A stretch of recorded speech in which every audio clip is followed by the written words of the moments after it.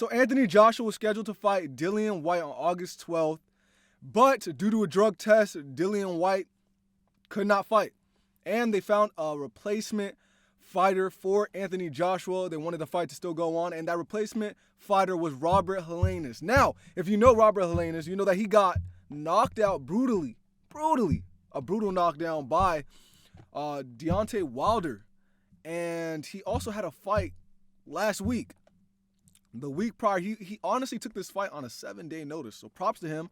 A round of applause to him, by taking this fight. He did not have to take this fight, but he decided to.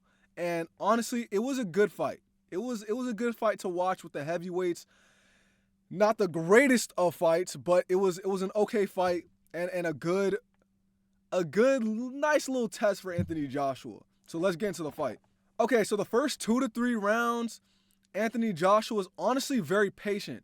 He was very patient, very reserved, and honestly, I'm glad that he was patient and reserved. Now, usually I always say a person who isn't consistent throughout the whole entire fight is usually the one who loses if it does go 12 rounds.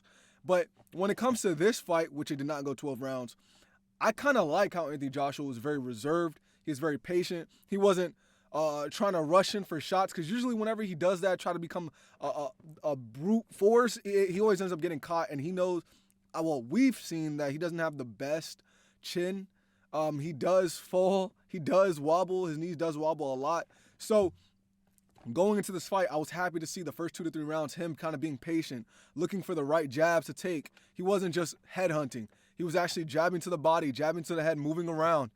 So I liked the fact that he came out very patient. And Derek James, which is his trainer, is also known for just teaching their fighters fundamentals, like with Errol Spence, Frank Martin, teaching their fighters fundamentals. And I really believe that Anthony Joshua was trying to learn how to box in a very fundamental way, he's trying to learn from the basics. He's not trying to be Deontay Wilder, because Deontay Wilder's 1-on-1. Also in round 2 to 3, Robert Helenius also had a couple good combinations. He was mainly the one pressuring Anthony Joshua the first 2 to 3 rounds.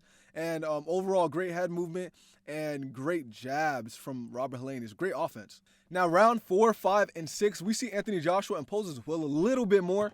He's not as reserved. He's actually starting to throw a lot more jabs to the body, a lot more jabs, and then overhand right. You see Conor McGregor in the crowd just cheering him on. Look kind of drunk, though. But yeah, Anthony Joshua really imposing his will a little bit more from rounds 4, 5, and 6. But Robert Helenius was still kind of dangerous, throwing combinations and landing, especially, I believe, in the 5th or 6th round. Robert Helenius got him with a couple combinations. But for the most part, I would say Anthony Joshua was starting to become the aggressor. Anthony Joshua also had some good jabs and hooks. It seemed like he was trying to set up traps. Like, it seemed like round 2 and 3, he was trying to set up traps. And then round 4, 5, and 6, those traps, we started to see them pay off a little bit more, leading into round 7, where we see the trap work. Now, in round 7, we see that Anthony Joshua sets up a beautiful overhand right by baiting him straight to the body, causing Robert Helenius' guard to drop down. And then Anthony Joshua goes with the overhand right straight to his dome.